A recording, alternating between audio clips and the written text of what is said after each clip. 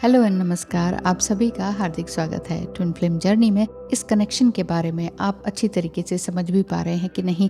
कई बार ये लगता है कि नहीं, ये जर्नी हमारी नहीं है, या कई बार हमें लगता है कि जिस व्यक्ति से हम अनकंडीशनल लव करते हैं ना, तो वही हमारा ट्विन फ्लेम होता है। ट्विन फ्लेम को आप दर दर भटक कर ढूंढ तो नहीं रहे ना। अगर आप इस तरह से कर रहे हैं तो प्लीज अपना ध्यान रखिए, अपने इमोशंस का ध्यान रखिए। कई बार क्या होता है, कई तरह के एक्सपीरियंसेस होते रहते हैं और ये लगता है कि नहीं, यही हमारा ट्विन फ्लेम है। और ऐसा देखिए, क्योंकि ट्विन फ्लेम जर्नी में अगर आप हैं, हो सकता है कि आपने रीडिंग भी कराई, नहीं आया उसमें निकल कर, या फिर आपकी गट फीलिंग कुछ और कह रही है ना। और उस समय में आपका जो पार्टनर है वो कुछ और ही मूड में है, कुछ और ही राग अलाप रहे हैं, तो आपको समझ ही नहीं आ रहा है, या फिर ये लग रहा है कि नहीं, ट्विन फ्लेम जर्नी तो होती ही नहीं है। इस तरह की बातें आपके मन में आ रही है, तो कई बार हर चीज को भगवान के हाथों में सौंप देना ही अच्छा रहता है। जब कोई बात आपके कंट्रोल से बाहर हो, या फिर आपको लगता हो कि बस अब बहुत हो गया, मैंने बहुत कुछ देख लिया, सुन लिया, समझ लिया, लेकिन मेरे समझ से बाहर, जो चीज आपके समझ से बाहर और कंट्रोल से बाहर है, तो उस ट्विन फ्लेम जर्नी से आपको मतलब सरेंडर कर देना चाहिए। बाहर निकल जाइए, ये तो मैं नहीं कहूंगी, क्योंकि आप अपनी मर्जी से ट्विन फ्लेम जर्नी में आते नहीं हैं, और ट्विन फ्लेम जर्नी से या ट्विन फ्लेम से आप भाग भी नहीं सकते हैं। ये जर्नी में आपने डिफरेंसेस आप दोनों के बीच में बहुत रहते हैं, लेकिन सिमिलैरिटीज एंड पोलैरिटीज दोनों ही रहती हैं। सेम चीजों में, सेम खाने पीने में, या इंटरेस्ट जो आपके पैशन है वो सेम हो सकता है, लेकिन जो आपके जो कुछ पोलैरिटी का मतलब है कुछ डिफरेंसेस हैं। कोई चीज़ आपको पसंद है, कोई चीज़ उनको नहीं पसंद है, ऐसा भी हो सकता है। तो सिर्फ इन चीज़ों से ही मत डिफाइन कीजिए कि ये मेरा ट्विन फ्लेम है या नहीं है, या जो था वो फॉल्स ट्विन फ्लेम था। किसी के ऊपर लेबल लगा के मत चलिए, क्योंकि कोई भी व्यक्ति कोई एक लेबल नहीं है कि ये ना मेरा फॉल्स ट्विन है, ये मेरा एक्स है, ये भाभी है, या ये है, ये वो है। इतना ज्यादा सोचने की जरूरत नहीं है, क्योंकि ये जो जर्नी है बहुत लॉन्ग टाइम में आगे जाकर ही अनफोल्ड होती है। जैसे मेरे केस में भी ऐसा ही रहा कि शादी पहले हो गई, लेकिन नहीं समझ में आया, लेकिन शादी के 17-18 साल बाद या 16 साल बाद ज्यादा से ज्यादा ट्रिगरिंग मिलने लगी, तो फिर समझ में आने लगा कि ये कुछ जर्नी इस टाइप की होती है, और अब मुझे क्या करना है।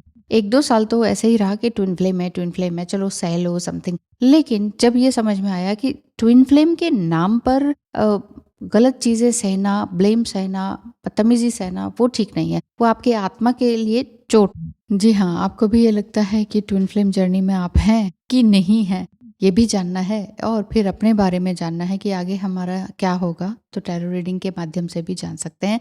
स्क्रीन पे दिखाए नंबर पर मैसेज करें और पता करें फीस स्ट्रक्चर। तो जब आपकी आत्मा घायल हो रही हो, तकलीफ में हो, वुंड्स हो रहे हो, बढ़ते चले जा रहे हो उसी स्पिरिट के थ्रू, उसी सोल के थ्रू, तो फिर आप ये समझेंगे कि फिर किस तरह का अनकंडीशनल लव। तो फिर आप रिसर्च करना शुरू कर दीजिए कि अनकंडीशनल लव क्या है, डिटैचमेंट क्या है। यहाँ पर मैं कभी भी ये नहीं कहती हूँ कि वो सामने वाला आपको तो बुरी तरह से निचोड़ रहा है, हर तरह से आपको फुटमैट बना के रखा हुआ है, तो और आप उसको प्यार देते रहें, ये तरीका नहीं है। तरीका रेसिप्रोकेशन है, लेकिन हम किसी से जबरदस्ती प्यार तो मांग नहीं सकते हैं, और ना ही ये कह सकते हैं कि देखो जी, हम तो आपको प्यार करते हैं, आपको भी ऐसा करना पड़ेगा। I love you, you should love me, ये वाली बात तो नहीं होती ना। क्योंकि लव अंदर से प्रस्फुटित होता है, अंदर से होता है। आप सिर्फ अपने आप को प्यार करेंगे, आप अपने अंदर की एबिलिटीज, क्वालिटीज को प्यार करेंगे, और आपके अंदर की जो वीकनेसेस है उसको भी समझेंगे, रिकॉग्नाइज करेंगे, और उस पर काम करेंगे। जब तक आप काम नहीं करेंगे या हील नहीं करेंगे,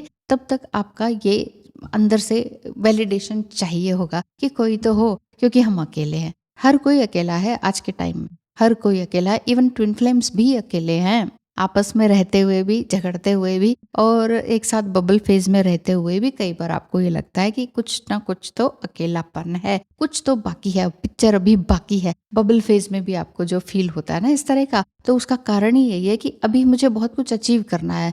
बबल फेज में जब हम मिल जाते हैं, हमें लगता है वाह वाह, यही है जो कुछ है। फिर वहां से ट्रिगरिंग क्यों मिलने लगती है, वहीं पर हम स्टॉप क्यों नहीं हो जाते? क्यों? क्योंकि ह्यूमन बीइंग का नेचर ही यही है कि स्टॉप तो कहीं होना नहीं है, गति है, गतिमान है। तो हमारा जो जीवन है वो जीवन प्रवाह है, वो यात्रा है। तो हम यात्रा में जाने के बजाय हम कहते हैं वो स्टॉपेबल कहाँ पर आएगा, एक स्टॉपेबल पॉइंट, एक मंजिल कहाँ पर आएगी। तो मंजिल ठीक है, एक ही है, एटर्नल होम में जाना है। हम सभी ने जाना है, ट्विन फ्लेम्स ने भी जाना है। लेकिन इससे पहले इस धरती पर क्या करने के लिए आए हैं? ठीक है, ह्यूमैनिटी करने आए हैं, पर किस तरीके से, कितना और किसके साथ, ये सारी बातें सुनना, समझना, और पढ़ना बहुत ज़रूरी है।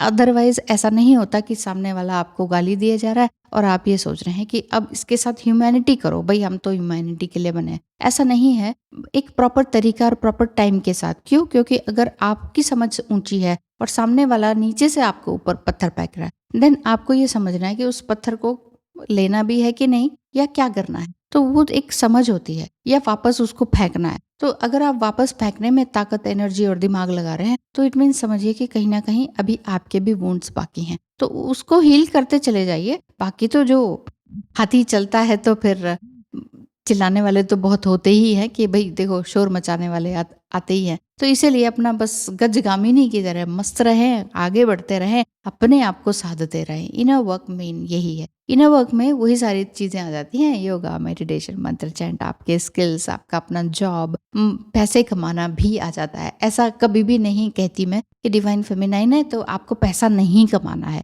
ह्यूमैनिटी करने का मतलब ये नहीं है कि अब आप पैसा नहीं कमाएँगे, ऐसा नहीं होता है। करना सब कुछ है, लेकिन एक एक अच्छे नए विज़डम और नए पर्सपेक्टिव के साथ बस वो चीज़ आपके अंदर आ जाएगी, तो वो सब कुछ आ जाएगा। लेकिन कैसे? ये कैसे का सवाल ही बहुत बड़ा है उसका आंसर देना, क्योंकि आप सबका जो है ना पर्सनैलिटी अलग-अलग है। आप सबकी ट्विन फ्लेम जर्नी का स्टेज भी अलग-अलग है। तो अगर पर्सनल रीडिंग की ज़रूरत है, पर्सनल काउंसलिंग की ज़रूरत है, तभी मैं कहती हूँ कि आप मुझे contact. Thank you so much. आज के लिए इतना ही। बहुत ध्यान रखें अपना, अपने इमोशंस का। धन्यवाद।